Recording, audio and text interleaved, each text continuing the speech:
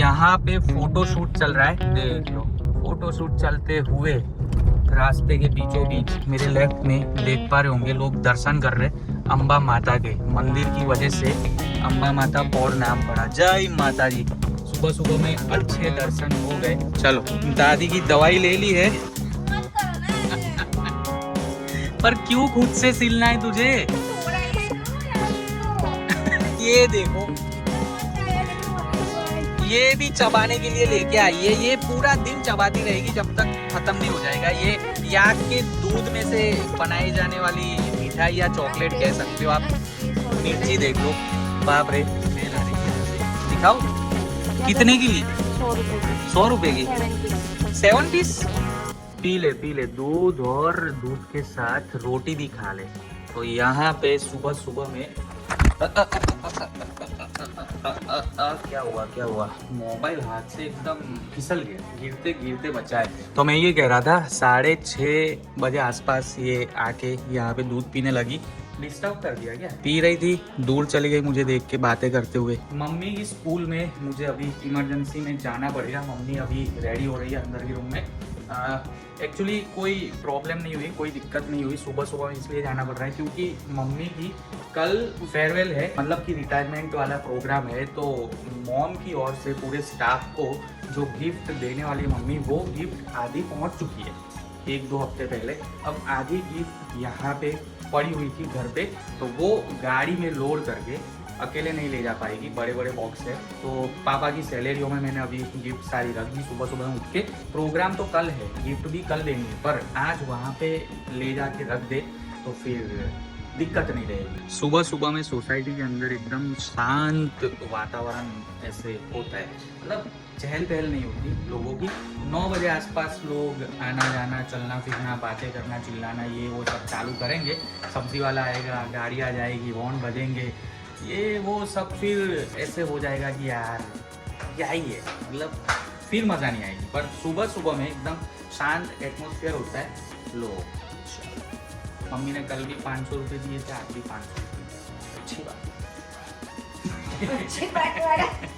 आगे की ओर से ही आना है ना, अम्बा माता की पौड़ के आगे की साइड से। ओके। सिटी में स्कूल है मम्मी की, इस वजह से रास्ते नैरो है। सुबह सुबह में ही अगर मैं वहाँ पे 4 व्हील लेके जाऊँगा अम्बा माता की पौड़ में, तो एंट्री मुझे मिल पाएगी। वरना फिर दोपहर को 9-10 बजे के बाद भी अगर मैं गया, 10 बजे के बाद भी गया, तो फिर चहल पहल और व्हीकल्स और लोगों की भीड़ बढ़ जाएगी। वहाँ पे 4 व्हीलर एंटर नहीं कर पाऊँगा मैं। इस वजह से मुझे अभी सुबह सुबह जाना पड़ रहा है, क्योंकि सुबह सुबह में भीड़ नहीं होगी, रास्ता खाली होगा। वो जो अम्बा माता की पौड़ है वो भी एकदम खाली रहेगी। तो गाड़ी लेके साई करके घुस जाएंगे अंदर, और स्कूल में ये जो गिफ्ट है वो अनलोड करके आ जाएंगे अपने। ये जितने भी बॉक्स देख रहे हो, ये सारे बॉक्स के अंदर मम्मी जो गिफ्ट देने वाली है उनके स्टाफ मेंबर को वो है। तो बस गाड़ी अपने ने ऑन कर दी है, मतलब इंजन ऑन कर दिया है गाड़ी का। अभी सीन ये है कि मम्मी स्कूल में चल रही है एग्जाम, और एग्जाम के टाइम पे बाहर का कोई ज़्यादा आए जाए ऐसे रुके वहाँ पे वो अलाउ नहीं करेंगे। तो फटाफट अपने गिफ्ट रख के मुझे लौट के आना पड़ेगा। मतलब एक बार स्कूल में एंटर किया, फटाफट गिफ्ट रखी, उसके बाद तुरंत निकल गया बाहर। फिर मैं कितने भी वक्त के बाद घर आऊँ कोई दिक्कत नहीं है। एक बार स्कूल पे ज़्यादा टाइम रुक नहीं सकता, बस ये सीन है। ये सामने आ गई अवधूत फाटक। अवधूत फाटक क्रॉस करते ही हम राजमहल रोड से कनेक्ट हो जाएंगे। ये अवधूत फाटक क्रॉस की, सामने वाले रोड पे गए राइट, और फिर लाल बाग ब्रिज आएगा। ब्रिज के नीचे से लेफ्ट लेंगे, लेफ्ट लेते ही राजमहल रोड स्टार्ट हो जाएगा। मेरे राइट में ऊपर क्या खूबसूरत सनराइज हो रहा है, मस्त नज़ारा। ये ब्रिज के ऊपर से अगर गाड़ी लेता तो सनराइज वाला नज़ारा और भी खूबसूरत दिखता। कुछ महीनों से मैंने साइकिलिंग बंद की है, बड़ौदा छोड़ा तब से। बड़ौदा रहता था तब तक मैं सुबह सुबह में 5 बजे जग के साइकिलिंग के लिए निकलता था, या फिर देर हो गई तो 5:30 बजे तक तो निकल ही जाता था। रोज साइकिलिंग करता था। और वो जो मेरे बगल वाला ब्रिज है, वो ब्रिज क्रॉस करते मुझे सनराइज सुबह सुबह का नजर आता था, और वो नजारा देखते ही और एनर्जी आ जाती थी मेरे अंदर साइकिल के पेडल मारने की। तो ये सीन है गाइस। सुबह सुबह मुझे एक्सरसाइज करना बहुत पसंद था, पसंद है, पर अभी कुछ टाइम से साइकिलिंग मैंने छोड़ दी है करनी। एक्सरसाइज भी करनी छोड़ दी है, जो कि मैं चाहता हूँ फिर से मेरी एक्सरसाइज वाली गाड़ी जो है वो पटरी पे मैं लाऊं, जल्द से जल्द आ जाए पटरी पे। हम एंटर कर रहे हैं मेन सिटी में, या फिर ये समझ लो कि एंटर कर गए। ये मेन बड़ौदा की सिटी के रास्ते है।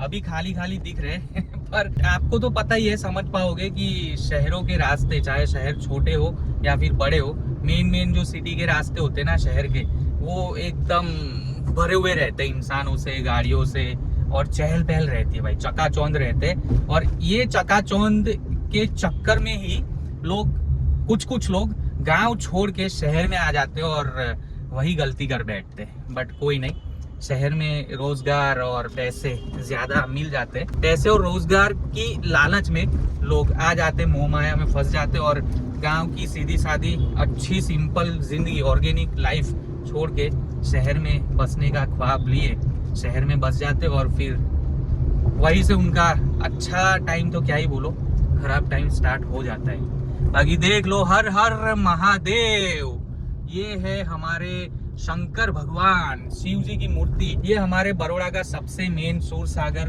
तालाब है, जो कि बड़ौदा के सेंटर में है, एकदम सेंटर में। यहाँ पे फोटो शूट चल रहा है, देख लो, फोटो शूट चलते हुए रास्ते के बीचों बीच। अभी ट्रैफिक नहीं है, इस वजह से फोटो शूट कर सकते, कोई दिक्कत नहीं है। वेडिंग फोटो शूट था या फिर प्रमोशन वाला फोटो शूट चल रहा था, पता नहीं। मम्मी की स्कूल आ जाएगी, 3 दरवाजे के बीच में मम्मी की स्कूल है। जहाँ पे फोटो शूट चल रहा था वो पहला गेट था, अब ये दूसरा है। ये शायद मांडवी वाला था और ये दूसरा है बीच में। उसके बाद और एक है पत्थर गेट या कुछ तो है नाम, मुझे एग्जैक्ट पता नहीं। बट 3 दरवाजे के बीच में मम्मी की स्कूल है। यहाँ से जाना है अंदर। हाँ, यही अम्बा माता की पौड़ है। अम्बा माता की पौड़ इसलिए नाम दिया क्योंकि यहाँ पे मेरे लेफ्ट में देख पा रहे होंगे लोग दर्शन कर रहे अम्बा माता के मंदिर की वजह से अम्बा माता पौड़ नाम पड़ा। जय माता जी। सुबह सुबह में अच्छे दर्शन हो गए। 1 मिनट, साइड साइड साइड।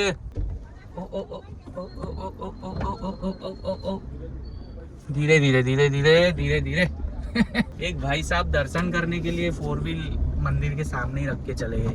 वो भाई भी बाहर से बोले कि गाड़ी थोड़ी आगे पार्क करते। कोई नहीं, शीशे वीसे थोड़े टच हो गए और अंकल खड़े थे, उनकी कौनी भी ये बैक मिरर पे लगी, पर अपनी गाड़ी स्लो थी। और यहाँ पे बड़ौदा में लोग शांत दिमाग के हैं, हाइपर नहीं हो जाते, तो ऐसी बात है। बाकी देख लो गाइस, इस तरीके से मम्मी की स्कूल तक पहुंचने का रास्ता है। ये श्री सयाजी हाई स्कूल लिखा हुआ है ना, ये मम्मी भी आ गई, हमारे साथ साथ ही आई है, तो दिक्कत नहीं है। चलो अभी कैमरा में करता हूँ डाउन। ये मम्मी की स्कूल का entrance gate, Shri Sayaji high school. Actually अंदर मैंने कैमरा ऑन करना सही नहीं समझा, इस वजह से मैं कुछ रिकॉर्ड नहीं किया, व्लॉग नहीं बनाया स्कूल के अंदर, वो सही भी नहीं रहता। एग्ज़ाम चल रही है और स्कूल है, तो स्कूल में वीडियो रिकॉर्ड नहीं करना चाहिए। बाकी ये जो बिल्डिंग देख रहे हो, ये मम्मी की स्कूल ही थी, जो कि अभी बंद कर दी गई है। अब मैं मम्मी की स्कूल की हिस्ट्री बताता हूँ। सर सयाजी राव गायकवाड़ के टाइम पे ये मम्मी की स्कूल में जो बंद पड़ी है, और सामने है जब राजा राज करते थे उस वक्त की बात कर रहा हूँ, सिक्के बनाए जाते थे। जी हाँ, ऐसे 1 रुपया 2 रुपया, अभी जो हम सिक्के देखते हैं ना 5 रुपया, तो उस टाइम पे जो भी चलती थी करेंसी वो छापी जाती थी, बनाई जाती थी। तो सोचो इतना पुराना इतिहास रहा है मेरी मम्मी की स्कूल का। इस वजह से देख लो, नाम भी मम्मी की स्कूल का सयाजी हाई स्कूल है। मम्मी की स्कूल में बॉयज एंड गर्ल्स की बैच अलग अलग है। मम्मी लड़कियों को पढ़ाती है। मेरे लेफ्ट में लाल कोट और राइट में मंगल बाजार की बिल्डिंग। ये एकदम मेन एरिया माना जाता है बड़ौदा का। सामने जो आपको बिल्डिंग दिख रही है वो लाल कोट है, और ये बिल्डिंग भी लाल कोट ही है, बट कलर अलग है थोड़ा। ये जो बिल्डिंग है वो तो पूरी रेड है। बड़ौदा की सबसे पहली कोर्ट यहाँ पे थी। अब ये बिल्डिंग को कोर्ट के तौर पे यूज नहीं किया जाता, बंद कर दिया है। अब यहाँ से कोर्ट को शिफ्ट करके दूसरी जगह पे ले गए। बहुत बड़ा एरिया बनाया है कोर्ट का, नई कोर्ट जो अभी बनी। ये देख लो, सुबह सुबह में यहाँ पे लोग सब्जी लेके बैठे हैं, केले के पत्ते लेके बैठे हैं और फूल बेच रहे हैं। होलसेलर है सारे के सारे। ये यहाँ पे इसलिए है क्योंकि बड़ौदा की मेन खंडेराव मार्केट सब्जी मंडी जो राजा जी ने बसाई थी वो दिखाता हूँ आपको। जो ये आप बिल्डिंग देख रहे हो थोड़ी बहुत दिखाई दे रही है बाहर से, ये जो आप बिल्डिंग वाला एरिया देख रहे हो ये सब्जी मंडी है। तो I think sir Sayajirao Gaikwad के टाइम से यहाँ पे सब्जी मंडी चलती है, मतलब ये मेन मार्केट समझ लो आप। ऐसे बड़ौदा में छोटी मोटी सब्जी मंडी मार्केट तो बहुत सारी है, पर मेन जो बोली जाती है ना सब्जी मंडी, ये है खंडेराव मार्केट। पोलो ग्राउंड बाहर से देख लो, ये वॉल के अंदर पोलो ग्राउंड है बहुत बड़ा, जहाँ से इरफान पठान और इरफान पठान के भाई का नाम क्या है, मुनाफ पठान, नाम भूल गया, दोनों क्रिकेटर हमारी इंडियन टीम में शामिल हुए और इंडिया की ओर से खेले यहाँ पे नेट प्रैक्टिस कर करके। तो ये पोलो ग्राउंड की हिस्ट्री भी हमारे इंडियन क्रिकेटर्स से जुड़ी हुई है। काशी विश्वनाथ मंदिर, शंकर भगवान एंड रणछोड़ जी का मेन मंदिर है। आपको ये सारी जगह इसलिए दिखा रहा हूँ क्योंकि मैं ये समझता हूँ कि जहाँ पे रहता हूँ और डेली रूटीन व्लॉग्स बना रहा हूँ तो आपको पता होना चाहिए कि मेरे घर के आसपास कौन सी चीज है, या फिर मैं जहाँ पे जा रहा हूँ वहाँ पे क्या है क्या नहीं है, यहाँ पे खाना अच्छा मिलता है, यहाँ पे ऐसे मंदिर है, यहाँ पे ये बिल्डिंग है, ये सर्कल का नाम ये था अब ये हो गया है, ये वो वैसा वैसा सब कुछ जितना पॉसिबल हो पाए, जितना मेरे दिमाग में आए उतना मैंने सोचा है कि मैं बताता रहूं, बताने की कोशिश करूं। इडली वड़ा ल्यूना पे इडली वड़ा अन्ना बेचने आया करते थे पहले, साइकिल पे भी आते थे, अब कम हो गए, बट कभी कभी ऐसे दिख जाते हैं तो पुरानी यादें ताज़ा हो जाती है कि हाँ भाई ऐसे ही एक टाइम पे बचपन में हम इडली वड़ा खाया करते थे, इडली स्पेशली खाते थे। भोपू भोपू करके अन्ना जी आते थे, हाँ चलते हुए भी आते थे सर पे टोकरी लेकर, इडली वड़ा ये वो सब बेचने के लिए। और उनके पास ना वो भोपू रहता था, भोपू भोपू दबाओ तो एयर निकले और एयर के साथ आवाज निकले, तो उनके पास से हम खाया करते थे। वैसे देखने से तो कुछ लग नहीं रहा है, ठीक है चलो। दादी को रोज कुछ ना कुछ यहाँ दर्द वहाँ दर्द, चक्कर आ रहे, कान दुख रहे, आँख दुख रही है, बुखार आया है, खांसी रात को हुई सुबह में ठीक हो गई, बुखार आया 100 डिग्री ऊपर का, ठीक हो गया सुबह तक, पसीने छूट गए, बेहोश हो गई, ये वो सब रोज का है, रोज का। अभी दादी को यहाँ एक्चुअली में रहना नहीं है, सच बात बता रहा हूँ। बड़ौदा शहर है तो शहर में दादी ज्यादा रही नहीं है, हमारे साथ ही बड़ौदा आई 5 से 10 साल हुए दादी को यहाँ रहे। बाकी पहले इससे पहले की जिंदगी गांव में बिताई, तो यहाँ पे ना रहने के लिए बहाने हजार ढूंढते ना, वैसे दादी को हो रहा है कि अभी दादाजी की भी डेथ हो गई और सारे परिवार की डेथ हो गई दादी के, तो अब उनको डर लग रहा है कि मेरा भी अब समय आ गया ऊपर जाने का, तो वो चाह रही होगी कि मैं गांव जाके रहूँ। पर सच बात बताऊँ एकदम सच, तो गांव में इनको परमानेंटली कोई रखने के लिए तैयार नहीं। ये आज के युग की बहुत सच बात बता रहा हूँ मैं, हम रख रहे, हम अगर गांव में रहते तो दादी को कोई दिक्कत नहीं थी, दादी गांव में हमारे साथ रहने के लिए तैयार थी, पर यहाँ पे वो अकेले फील करती है और बातें करने के लिए भी ज़्यादा कोई लोग नहीं है, आसपास खेत खलियान है गाँव में, ऐसे माहौल में वो पली बड़ी है और इतनी एज तक रही, और यहाँ पे खेत खलियान नहीं है, कुछ भी नहीं है, करने के लिए एक्टिविटी नहीं है, तो ऑब्वियस बात है हमें समझ में आती है बात कि उनको यहाँ पे कंफर्ट जोन नहीं मिल रहा है जितना गांव में मिलता था पहले। शहर में ना रहे दादी, इसलिए बहाने रोज नए कि बीमार हो गए, ये हो गए, वो हो गए। और 5 बहन है, उसमें से एक ही बहन 5-6 महीने में एक बार 10-15 दिन के लिए रखने के लिए रेडी है। समर वेकेशन में 10-15 दिन के लिए वो बहन लेने आती है, छोटी बेटी, वही उनको रखती है 10-15 दिन, तो वहाँ पे माहौल चेंज लगता है थोड़ा, वहाँ पे खुश रहती है। फिर ऑब्वियस बात है कि वहाँ से आने को मन नहीं करता उनका, पर हमें यहाँ पे तो लाना पड़ेगा, पापा को तो बेटे का फर्ज निभाना पड़ेगा और हमें भी नातिन का फर्ज निभाना पड़ेगा, मम्मी को भी, पापा की वाइफ यानी मेरी मम्मी को भी बहू का फर्ज निभाना पड़ेगा। हम तो यहाँ पे चाहते हैं कि रहे अच्छे से, और दवाई करवाते, ये करवाते, सब कुछ करवाते हैं, पर दादी को यहाँ पे रहना पसंद ही नहीं। शहर में उनको कंफर्ट मिलता नहीं है जितना गाँव में मिलता है। सीधी बात करूँ ना तो वो जबरदस्ती यहाँ पे रह रहे हैं। बाकी पापा के छोटे भाई है, वो तो घर पे रखना ही नहीं चाहते मेरी दादी को, और 4 बहनें हैं, वो भी ज्यादा रखना नहीं चाहती दादी को। तो ये बात है, सच बात बता रहा हूँ ऑन कैमरा, जो सच्चाई है आज मैंने बता दी। मुझे लगा कि यार बात शेयर कर देनी चाहिए। हम भी परेशान हो जाते हैं कभी कभी, क्योंकि होता है यार, होता है। वो रहना नहीं चाहती, वो रखना नहीं चाहते, हम रखना चाहते हैं फिर भी दादी रहना नहीं चाहती, वो लोग रखना नहीं चाहते फिर भी दादी वहाँ पे रहना चाहती है, क्योंकि वो गांव है, ये शहर है। चलो कोई नहीं गाइस, अभी 10:30 बज रहे, ले जाके आता हूँ डॉक्टर के क्लिनिक। वो मूवीज में कभी कभी फैमिली ड्रामा दिखाते हैं ना, वो सेम फैमिली ड्रामा हमारे घर में भी चल रहा है। ये सारी बातें मैं शेयर करना नहीं चाहता था अपने YouTube चैनल पे वीडियो थ्रू, बट यार कब तक छुपा के रखूं, कब तक।